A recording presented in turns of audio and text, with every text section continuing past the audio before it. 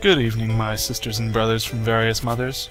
Today I'm going to be playing through the fourth and final level of the Elemental Plane of Chakan, the Forever Man. So I'll let you read the little intro again, which again is extremely fitting for Ray.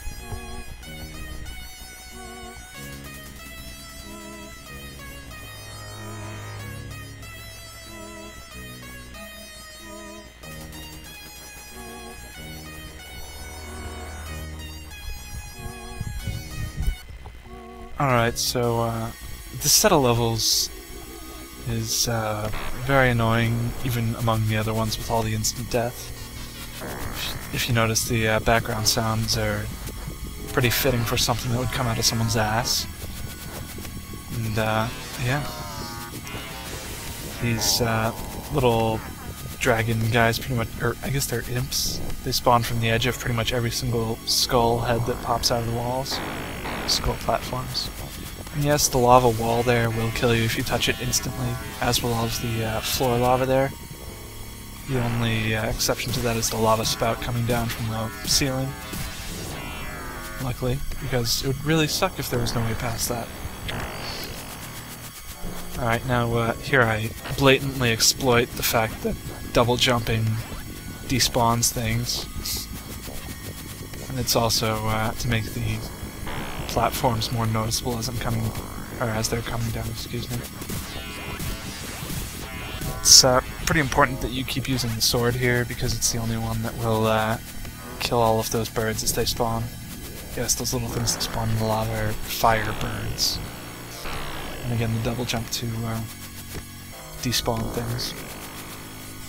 And 2 hidden potions that I can't even hold because I already have 4 of everything at this point. Yeah. Hey, I'm sure some of you guys would be in need of those if you got here.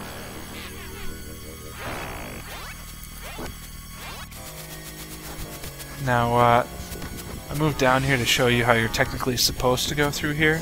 See, down there in the lava there are more platforms, but you can't actually see them until you jump down, which means you may end up dying just trying to see what's down there, which is not worth it. So you can just sneak across the top like this. This is the only part of the level where you can grapple to the ceiling, but it's much more convenient than going the intended way. Alright, now excuse the semi-long wait again for planets to pass by. You know how it is. Now, this level, aside from the very, very beginning, is ridiculously easy. If you can get through the beginning, it doesn't really matter if you get hit at all, just as long as you don't fall. Because down below where you start is lava, and down below, about to right here, is a bottomless pit. So yeah. And those little slug guys will be spawning out of all the skull hole things as you move along through this level. So just try to make sure that you're always spin jumping near the bottom of your jump. Or spin attacking near the bottom of the jump, excuse me. That's another spot that you can get stuck, like in the very first video, by the way. Of course, another red potion that I can't even hold. This level has 4 red potions, I think, or not this level specifically, but this set of levels. Yeah, that makes 4 there. 3 in this level and 1 in the level before. Alright, now the level that I can do with my eyes closed. I shit you not. I can do this level with my eyes closed. I spent probably 3 hours getting through the level and another 3 hours learning the boss beforehand, because I had done this once with save states not recording. But yeah. The trick to get over this group of 3 flames here is to move pretty much right up to the flame before you jump. Now, a very important tip here if you're jumping through this area here.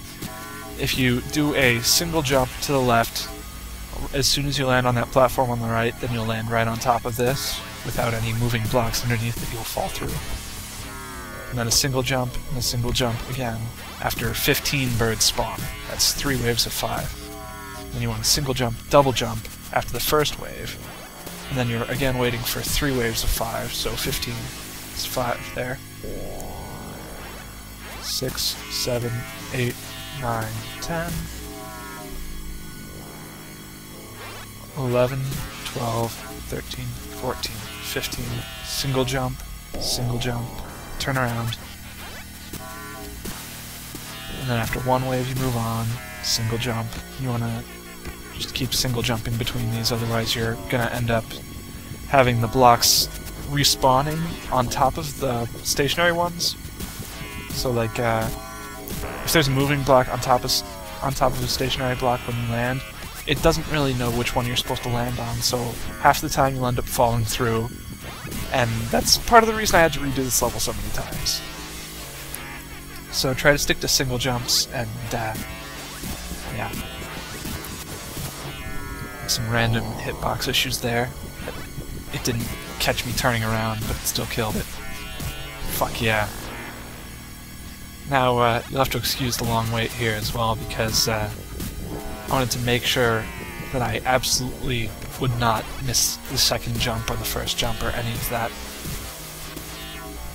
After dying on this area so many times, I was not using double jumps at all. Except for, you know, when it was absolutely, completely, 100% safe. Which is not very often.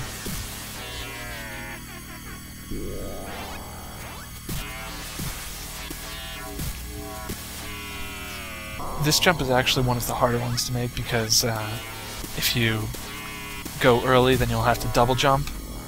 But if you double jump, the other block spawns right underneath this one, so you will fall through.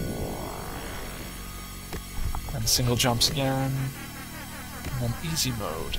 Yeah. Now this section here, you can grapple up to those platforms above, but it's easier to just go along the bottom, because every second time that you jump, there's going to be a bird or two that spawns, and it's much easier to avoid it if you know it's coming. See? Every other jump. And the little imp thing from the edge of the skull, just like in the earlier level. Now this blind fall, yes. You want to make sure you're pretty much directly above the actual head of the skull before you fall, or else you'll end up falling in one of those lava pits. Now, this boss is very, very RNG.